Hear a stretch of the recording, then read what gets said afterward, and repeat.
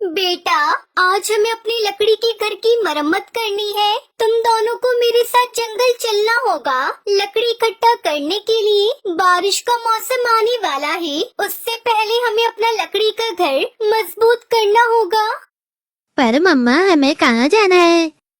बेटा, नदी के पास सूखी लकड़ियाँ पड़ी है। आज हमें उन्हें इकट्ठा करना है और फिर कल से हमें अपने घर की मरम्मत करनी है। ठीक है मम्मा, हमें बहुत मजा आएगा और हमें कुछ नया सीखने को भी मिलेगा। तभी गोलू चिड़ा अपनी माँ टुनटुनी चिड़िया से कहता है, लेकिन मम्मा मेरे कान में बहुत दर्द हो रहा है, मैं सारा दिन कैसे काम करूँगा? मुझे तो पहले ही पता था, जब भी हमारे पास कोई काम होता है तुम्हारे कान में उसी वक्त दर्द शुरू हो जाता है। लेकिन तुम ये जान लो, मैं हमेशा तुम्हारे साथ नहीं रहूंगी। कल मेरा बचपन था, फिर जवानी आई और आज मैं बूढ़ी हो गई हूँ और ये सब कुछ मुझे सपने की तरह लगता है। मुझे पता ही नहीं चला कि कब इतना समय गुजर गया। अगर तुम ऐसे ही बहाने बनाते रहोगे तो अपनी जिंदगी कैसे गुजारोगे? ये भी तो तुम्हारी बहन ही है ना, सारा दिन मेरे साथ काम करती है और मेरी हर तरह से मदद करती है। चलो मम्मा, कोई बात नहीं, अगर गोलू ठीक नहीं है तो उसके हिस्से का काम भी मैं खुद ही कर लूंगी। तुम्हें इतना अच्छा बनाने की कोई जरूरत नहीं है, मेरा काम तुम रहने ही देना। जब मैं ठीक हो जाऊंगा तो मैं अपना काम खुद ही कर लूंगा। बस अब लड़ना बंद करो, हम जा रहे हैं। तुम अपने कान का ध्यान रखना और किसी नई शरारत में नहीं लग जाना। फिर टुनटुनी चिड़िया उसकी बेटी सुनहरी चिड़िया लकड़ियाँ लाने बाहर चली जाती है। मम्मा, इससे पहले मैंने कभी भी घोंसले की मरम्मत का काम नहीं किया। मम्मा, मुझे बता देना कैसे लकड़ी इकट्ठी करनी है। सुनहरी बेटा, वो देखो, वो लंबी लंबी सूखी लकड़ी जो पड़ी है ना, वो ही इकट्ठी करनी है हमें। फिर दोनों माँ बेटी सूखी लकड़ी इकट्ठा करने लग जाती है। वहीं दूसरी तरफ गोलू चिड़ा सोचता है, बेइज्जती तो करवा ही ली है, चलो थोड़ा घूम लेता हूँ। मम्मा और सुनहरी तो शाम को आएंगी, चलो बूढ़े हरिया तोता को परेशान करके आता हूँ। ये कहकर गोलू चिड़ा हरिया तोता के घर जाता है।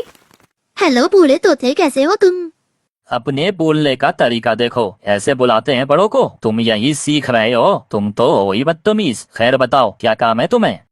बस ऐसे ही, आज मेरी मम्मा की कुछ तबीयत ठीक नहीं थी, कुछ खाने को दिल कर रहा था, सोचा कि आपकी तरफ कुछ मिल जाए।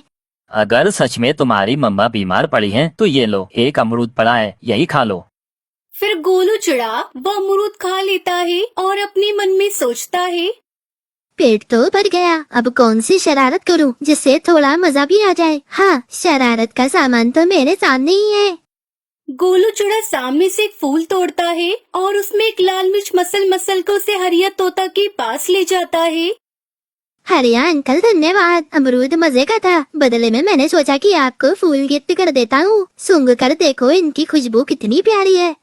और फिर बूढ़ा हरिया तोता उस फूल में नाक लगाकर जैसे ही लंबी सांस लेता है, मिर्ची की जलन से उसे खांसी शुरू हो जाती है। उल्लू बनाया, बड़ा मजा आया, उल्लू बनाया, बड़ा मजा आया। मैं शाम को तुम्हारी मम्मा को तुम्हारी शैतानियों के बारे में बताऊंगा।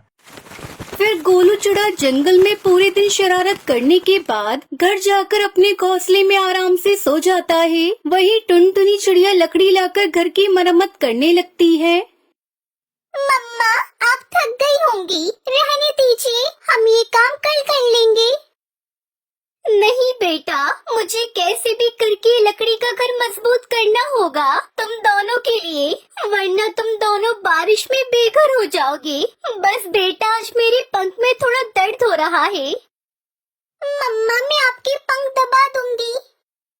जीती रहो मेरी प्यारी बेटी, मैं तुमसे बहुत खुश हूँ, मगर तुम्हारे भाई गोलू से बहुत परेशान हूँ। वो तो हर समय कोई न कोई शरारतें करता ही रहता है और काम करते समय कान में दर्द हो जाता है। उसका पता नहीं वो कैसे अपनी जिंदगी गुजारेगा।